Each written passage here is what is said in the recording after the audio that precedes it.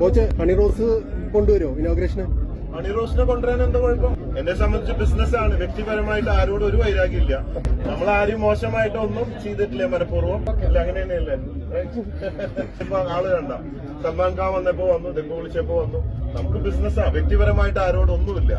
പുരുഷ കമ്മീഷൻ ഉള്ളതുകൊണ്ട് കുഴപ്പമില്ല. സ്ത്രീയും പുരുഷനോ, പുരുഷന് വേണ്ടി സ്ത്രീയും സ്ത്രീക്ക് വേണ്ടി പുരുഷനുമാണല്ലോ ഉള്ളത്. ബോച്ച ചെയ്ത കിടിലൻ ലുക്കിൽ വരുന്നു. നമ്മുടെ ബോച്ചയ്ക്ക് എന്തൊക്കെയോ പറയാനുണ്ട്, അത് ഈ വീഡിയോയിൽ തീർച്ചയായിട്ടും പറയുന്നതാണ്.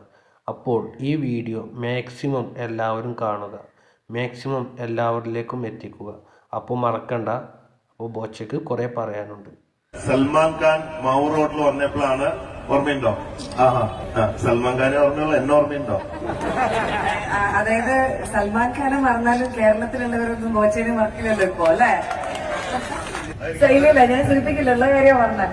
ഇവിടെ ഒരുപാട് ജ്വല്ലേഴ്സ് ഉണ്ട്, അല്ലെങ്കിൽ ഒരുപാട് കാര്യങ്ങൾ, ഒരുപാട് പൈസയുള്ള ഒരുപാട് മനുഷ്യരുണ്ട്. അപ്പൊ അവരുടെയൊക്കെ കാര്യം കൊണ്ട് ഒരുപാട് പാവപ്പെട്ടവർക്ക് ഒരുപാട് ഗുണങ്ങൾ ഉണ്ടാവുന്നുണ്ട്. അപ്പൊ ആ കൂട്ടത്തിൽ ഇദ്ദേഹം ഒരു വളരെയധികം ആൾക്കാർക്ക് വേണ്ടി ഒരുപാട് നല്ല നല്ല കാര്യങ്ങൾ ചെയ്യുന്ന, വളരെ ബോൾഡായിട്ട് കാര്യങ്ങൾ തുറന്നു പറയുന്ന, ഒരുപാട് പേരെ സഹായിക്കുന്ന ഒരു മനുഷ്യനാണെന്നുള്ളത് എന്നും എല്ലാവരുടെയും മനസ്സിൽ നോട്ട് ചെയ്യപ്പെടുന്ന ഒരു കാര്യം തന്നെയാണ്. നിലമ്പൂര് ഒരു ചെമ്മണ്ണൂരിന്റെ ഇനോഗ്രേഷനും ഞാൻ പോയിട്ടുണ്ട്, കാലിക്കട്ട് ഒരു ഇനോഗ്രേഷനും പോയിട്ടുണ്ട്. അന്ന് സൽമാൻ ഖാൻ ആയിരുന്നു അതിന്റെ, ഈ പറഞ്ഞ പോലെ അദ്ദേഹം എന്തോ ആദ്യമായിട്ടൊക്കെ ഞാൻ ഹെലികോപ്റ്ററിൽ അദ്ദേഹം വന്ന് ഇറങ്ങിയ കഥകളൊക്കെ ആ സമയത്ത് കേട്ടിരുന്നു. അപ്പൊ അതിനുശേഷം വർഷങ്ങൾ കുറെ ആയെങ്കിലും thank you so much for inviting.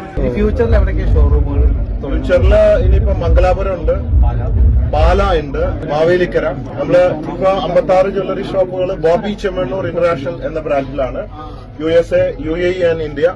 100 ബ്രാഞ്ചുകള് ബോച്ചെ ഗോൾഡ് ആൻഡ് ഡയമണ്ട് എന്നുള്ള ബ്രാൻഡിലാണ്. പ്രധാനമായിട്ടും 2 വർഷത്തിനുള്ളിൽ ഈ 100 ബ്രാഞ്ചുകൾ തുടങ്ങി IPO ഷെയർ മാർക്കറ്റിലേക്ക് പോവുക. ഏറ്റവും ചുരുങ്ങിയത് ഒരു 10,000 തൊട്ട് 25,000 കോടി രൂപ അതിലൂടെ നേടുക എന്ന ലക്ഷ്യം വെച്ചിട്ടുള്ള ഒരു പോക്കാണ് പുതിയ ബ്രാൻഡുമായിട്ട്.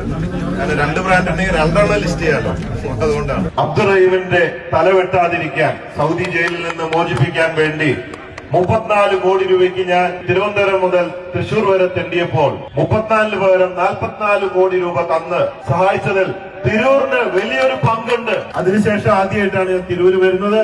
എന്റെ ബിസിനസ് മുമ്പോട്ട് പോകാനും അതിൽ നിന്ന് കിട്ടുന്ന ലാഭത്തിന്റെ വിഹിതം പാവപ്പെട്ടവർക്ക് എത്തിക്കാനും സാധിക്കുന്നത് ഞാൻ ഒരു വ്യക്തി കൊണ്ട് മാത്രമല്ല, എനിക്കൊപ്പം ഇതുപോലെ ലക്ഷക്കണക്കിന് ആൾക്കാര് സപ്പോർട്ടായി നിൽക്കുന്നത് കൊണ്ടാണ് ഈ പ്രവർത്തനം നിങ്ങൾക്ക് വേണ്ടി ഞാൻ എനിക്ക് ചെയ്യാൻ സാധിക്കുന്നത്. അതിന് നിങ്ങളോടും പടച്ചവനോടൊക്കെ പ്രത്യേകം നന്ദി പറയുകയാണ്.